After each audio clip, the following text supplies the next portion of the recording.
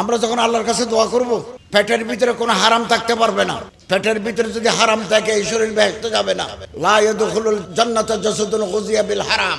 শরীরের ভিতরে যদি হারাম থাকে দোয়া কবুল হবে না। সুদ, ঘুষ, পার্সেন্টেজ, মাস্তানি টাকা যদি শরীরের চামড়া বনে, গোশত বনে, হাড্ডি বনে, এই শরীর বেহেশতে যাবে না, এর দোয়া কবুল হবে না। যারা সম্পত্তি থেকে আত্মীয় স্বজনকে মারুম করে দেয়, লা ইয়াদখুলুল জান্নাতা কাতিউন আনি কাতিউর রাহমিন, রক্তের সম্পর্ক যারা কাটি দেয় তারা জান্নাতে যাবে না, দোয়া কবুল হবে না তাদের। এবং এই জন্য নবী করিম সাল্লাল্লাহু আলাইহি ওয়াসাল্লাম সারা জীবন দোয়া করার জন্য উদ্বুদ্ধ করেছেন। হযরত সাল্লাল্লাহু আলাইহি ওয়াসাল্লাম বলেন, মুসলিম শরীফের হাদিস, সুবহানাল্লাহ আলহামদুলিল্লাহ ওয়ালা ইলাহা ইল্লাল্লাহ আল্লাহু আকবার, এই তাসবিহটা হযরত বলেন আহাব্বু ইলাইয়া মিম্মা আয়াতলা আশ-শামসু, সকালবেলা যে সূর্য উঠে পৃথিবীর উপর দিয়ে, সকালবেলা উঠে এরপরে উপরে আসি, সন্ধ্যাবেলা ডুবে যায়, গোটা পৃথিবীতে যত সম্পত্তি আছে, টাকা পয়সা, সোনা দানা, রত্ন ভাণ্ডার আছে, তার চাইতে এই তাসবিহটা আমার কাছে বেশি দামি।